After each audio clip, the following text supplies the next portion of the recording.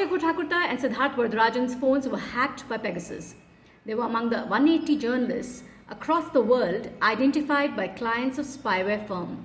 Paranjoy Thakurta was one of the 15 journalists who agreed to have their phones examined after discovering his number was in the leaked data.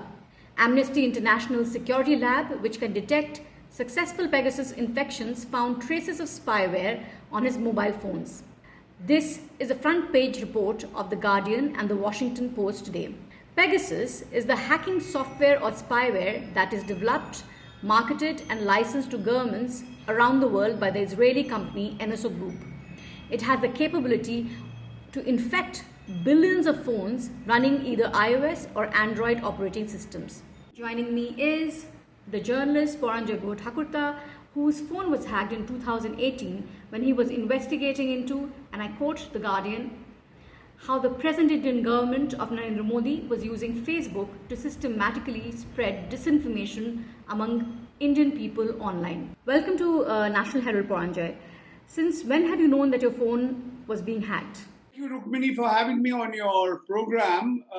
Honestly, I suspected that my phone was being tapped for very, very long time, decades perhaps. But I had no firm evidence. My friends in the intelligence bureau, in the other government agencies, told me that journalists, including people like me, our phones are regularly tapped. As you saw in the Radia conversations, the recordings of the Radia conversations, that the government has the wherewithal. But if you want to follow the law of the land, you have to get the permission of the Home Secretary. That is the law of the land. That is the law of this country. Point number one. When did I get to know? I didn't get to know until very recently. In March, a representative of Forbidden Stories, which is a Paris-based organization, she came to see me. And she said that, look, we suspect that your phone has been compromised. Are you willing to give what is inside your phone? Are you willing to share the data inside your phone so that we can do a forensic analysis of your phone? Initially, I was a little reluctant. I said, here I am giving my phone, everything in it, all the data, all my phone numbers, all my WhatsApp messages, everything. But they assured me that this data will be kept only with themselves. Then after this lady, she copied the data that was with me and put it onto a cloud. Two other individuals from Paris got in touch with me and they spoke with me. I mean, actually, I can name names. I have no problems in naming names because it's all in the public domain. Sandhya Ravi Shankar of the Lead, who Chennai based, she was the first person to speak with me. I respected her work. I do respect her work as a journalist. Then Phineas Ruckert from Paris. We had long sessions. They went through every single bit of what was in my phone. They made a copy of it. And then they finally said that in 2018, sometime in April, May, June, around that time, your phone was compromised. That means an attempt was made to get into your phone and read everything that is in it. So I said, I have an iPhone. So I was under the impression that iPhones are difficult to infiltrate or tap. He said, no, they have the software for doing everything. Then they asked me, what were you working on those days? I was working on two major stories. One was about the late Dhirubhai Ambani's foreign assets and how these assets had moved from one tax haven to another tax haven to a third tax haven and so on and so forth. And this article, it was a very detailed article which was published in May 2018 in NewsClick. You can read it. It's about the late Dhirubhai Ambani's foreign assets. My colleague and I, Abir Dasgupta and I, we wrote to both the brothers, Mr. Mukesh Ambani, Mr. Anil Ambani, to seek their responses. We got no response. We waited and then we went ahead and published the information. This was authenticated information. Around the same time, I was also working on a book which was published in April 2019, which is called The Real Face of Facebook in India. That was published, and we looked at how Facebook and WhatsApp was being misused. It had become a propaganda weapon. It had become a means of disinformation. So these were the two major stories I was working on at that point of time. And that's when I first got to know that this was a very detailed and very elaborate investigation. It was not just forbidden stories. There were 16 other organizations in different parts of the world. There was Washington Post, and there was Guardian, and there was The Wire in India, and there were many, many other organizations that were looking into it. So far, what we have is a list I mean, I don't have all the names, but some 40 odd journalists in India. Forbidden Stories has written about other journalists in other parts of the world, and even suggested that Adnan Khashoggi's killing may have been facilitated by his family member, his wife's phone getting compromised. So you should read the details in Forbidden Stories and other news outlets, including The Guardian and Washington Post and The Wire. There's a lot of speculation as to what are the other names and who are the other people. Is there a former judge? Are there important politicians? So, I mean, until these names are out, it's no point speculating. So this is the long and the short of what happened as far as I was concerned. I later realized that I was among the few people who had allowed, our personal phone to be looked into, the data to be taken out and kept and investigated by an outside agency. One other point I want to make, Rukmini, NSO, which is the Israeli company, which makes this Pegasus software, is very clear on its website. That it is very clear that it only investigates, that it only sells its software to government agencies. Now, we don't know which government agency, and this is a lot of money involved.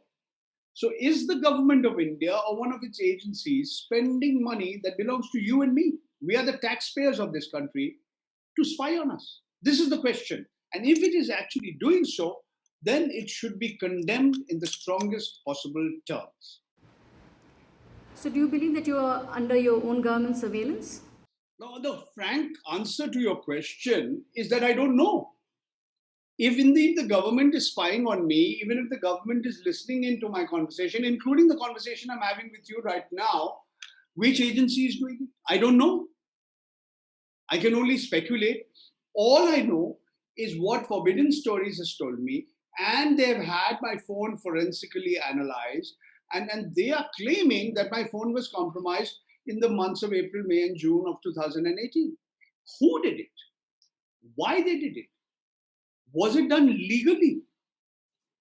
Was, as the government of India claims, as the Ministry of Electronics and Information Technology claims, that this was done after following the due process, after following due legal processes. This is the government's claim. I don't know. I don't know whether this was actually followed. The NSO, which is the Israeli agency, claims that this software is being used only by government agencies and law enforcing agencies to check serious crimes, pedophilia, attempts to grab drug traffickers, help kidnap children, or help find kidnapped children, save people, locate survivors who have been who are buried inside a building which has collapsed or rubble, and to check dangerous drones from coming into the security. This is what NSO claims. The question is are all these 40 odd journalists in India, including me, and the 180 odd journalists across the world, was the software being used to do mass surveillance on them? That's the question that the government needs to answer. Right now, the government is saying, no, we haven't done anything. NSO is saying, no, we haven't done anything out of the ordinary. This information is in the public domain. But Forbidden Stories is saying something else.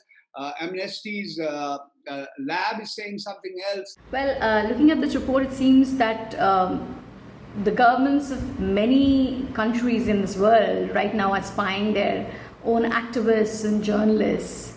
What do you have to say to that? My personal view is that it requires a detailed investigation.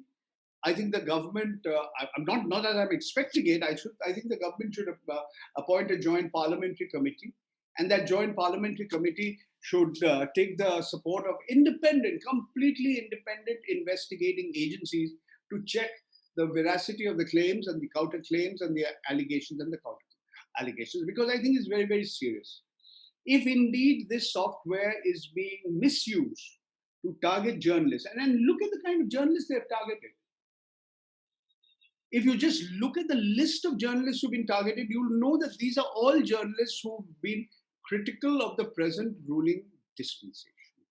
Now, if the same kind of material is being used against other constitutional functionaries, against other political leaders, then, it's a matter of concern. Ramakrishna Hegde had to resign. There was a phone tapping. Phone tapping has been going on for years, but doesn't mean it's legal. Forget it being unethical, forget it being invading individual privacy.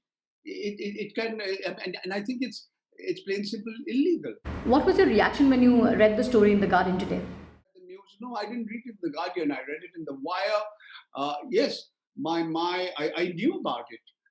Since I knew my name was going to be there, I agreed. I was expecting it to happen. Now, it wasn't Amnesty International Security Lab that reached out to me, but Forbidden Stories. And I told you, I was initially hesitant, but then I agreed to let my phone, the data inside the phone, be scrutinized by them, because I felt that would be, maybe it would help. There would be a bigger public interest served. So, looking at the state of affairs, what are the precautions that journalists should take in India? Be careful. Even we know this software can be compromised. I thought iPhones are difficult to track, but surely that is happening. So that was really, you have to take as many precautions as possible. In this day and age of COVID, it's difficult, but ideally, if you have face-to-face contact, is the best way. But because of COVID, people don't want to travel, don't want to meet others face-to-face. There is naturally a reluctance on the parts of ordinary individuals, whether it be our sources. You see, the problem with this kind of surveillance, Rukmini, is that you compromise your own sources. When you are investigating a story, whatever story it might be, whatever article it might be, there are some people who are giving you information on condition of anonymity.